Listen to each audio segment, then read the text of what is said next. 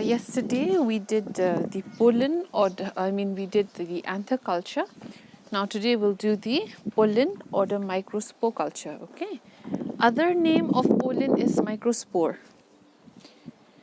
So we can produce haploid plants because remember we are still doing the chapter on production of haploids. So we can produce haploid plants from immature pollen or the male gametophyte cells, okay? Because it's already N, right? Pollen, it's already undergone meiosis. So it's already N, so you can produce a haploid plant from it. So how do you do it? You can extract the pollen and then you press and you squeeze the anther with a glass rod against the side of a beaker. Okay, then you have to filter it and remove the anther tissue debris. Okay, so how you will do it? You will spin, no? You will spin, right? So you spin and then you will get a layer. This one is the filtrate, this one is a layer of pollen, this is layer of anther, then here is the sediment. Remember, when you spin.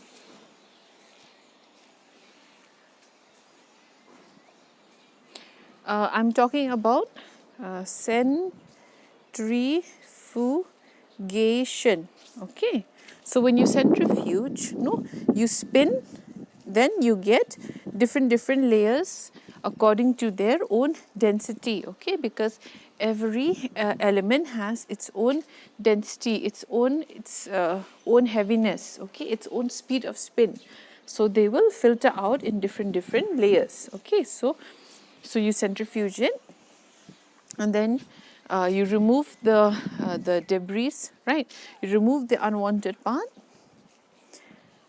So since you have centrifuged it, okay, then you can see a good pollen, okay, a viable one, okay, a good pollen, and the large pollens. Because experimentally they have shown that the small pollens, they cannot regenerate well. Okay, then you filter it so that you remove all the filtrate, right? Remember when we are centrifuging in this centrifuge tube, there will be so many liquid, no, like filtrate. So you filter it, then you wash, and then you collect the pollen. Then simply you just, in a petri dish with the agar medium, nutrient medium, you just inoculate your pollen. Okay, you suppose this is the glass rod, you just place it here on the surface, or you just strike, just streak, or just lightly tap or dust. Then the pollen will land and then it will grow into plantlets. Okay, then after that the callus will form. Okay, those cells will form. Then you transfer it to a suitable medium if you want to produce shoots or roots, no? And then if you want to, then you have to add colchicine to make it into a diploid plant. Oh, I think the previous video, no, I made a mistake. Colchicine is to make a haploid plant into a diploid. 1 minute, let me just correct my mistake. This one, no, here. This haploid plant, they added colchicine to make it into a diploid plant. I'm so sorry, girls. I made a big blunder in the last class. Okay, so I mistake those chemicals. Okay. Then let's compare between anther and pollen culture. Anther culture is easy, quick and predictable. Anther walls act as conditioning factors.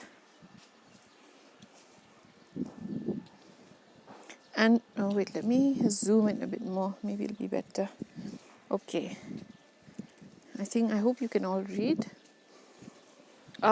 Please let me know if the zooming is not enough. Okay, you can always text in the WhatsApp, but since no one has complained, so I think the zooming is good enough. Okay, The anther wall acts as a conditioning factor and promotes culture growth. The anther cultures are reasonably efficient for haploid production. The limitation is that the plants do not originate from the pollen but also from other parts of the anther.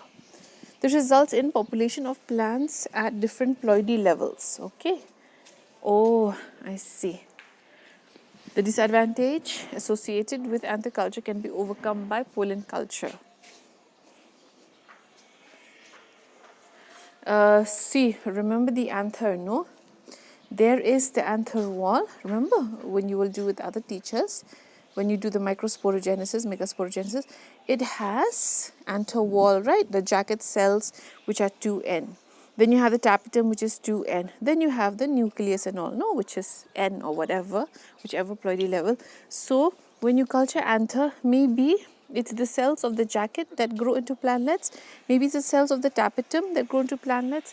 So that is why you can get different ploidy level, okay? Instead of n plants, you are getting 2n, okay? Or 4n. So I think you understand now, okay? So they prefer to use a pollen culture because the problem of the anther wall will not come, okay? Because the anther wall is 2n, no? The jacket and the tapetum is 2n's. So only the pollen is only n, no? So those problems are removed. Then androgenesis, we can start from a single cell. You can control it better, no? Because the pollen is already n. So you can control how to grow it. Pollen are ideal for genetic manipulation, okay? We can mutate, we can transform them, okay? You will be doing about mutations. Because you have only n set of chromosome, no? So when you add the irradiating rays to mutate them, it will mutate, okay? It's not that another copy is there which will correct the mutation. So, and the yield of haploid plants is higher.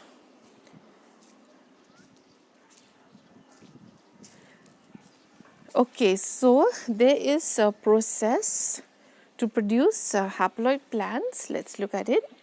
So here they took the anther, okay, and then it undergo the first mitosis to get 2 cells.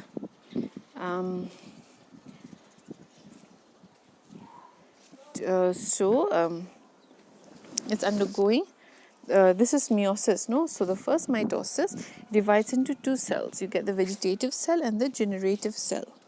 Then when you go the second mitosis, means meiosis 2, you are getting 4 cells or haploid cells, no? Now,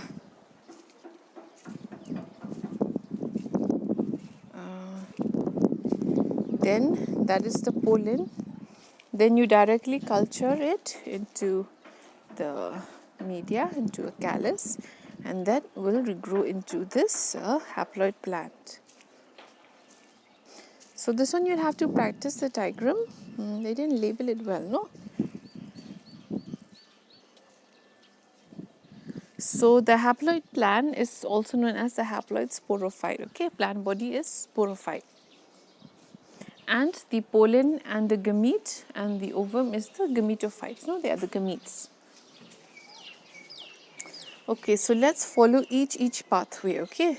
We'll look in detail from this one, the first pathway, then we'll go to the second pathway, then the third, then the fourth, okay? So there are 4 ways you can produce haploid plants. Let's look at the first path.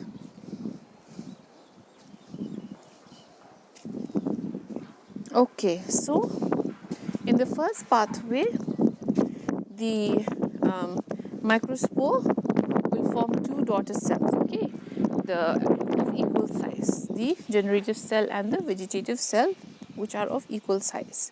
So this one, okay, so they are equal in size. This one, no, this first one, okay, this one, they are equal in size. Then it will go meiosis 2 to form 4 daughter cells.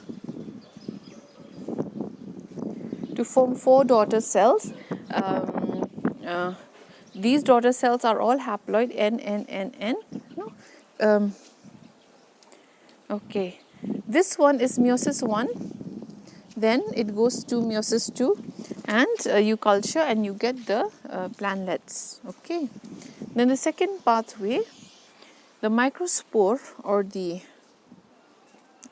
anther initial cell will divide unequally to give a bigger vegetative cell and a small generative cell. Then the vegetative cell will undergo further division to form the callus or the embryo.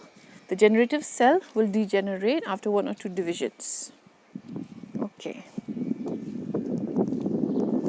Okay, look here, second pathway.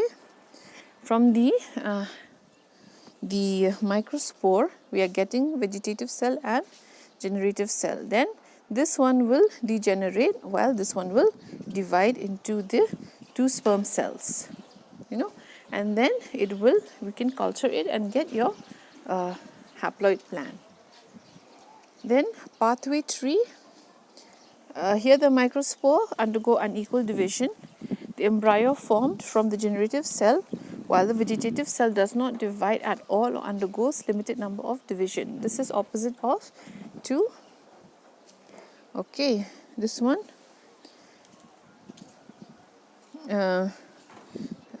This one will degenerate and this one will undergo division and give your end plants. Okay, so then the fourth one, it will divide unequally, same like 1 and 2, and vegetative and generative cells, they can further divide and contribute to the formation of haploid plant. So these, either of this one or this one, can keep on dividing to give your haploid plant.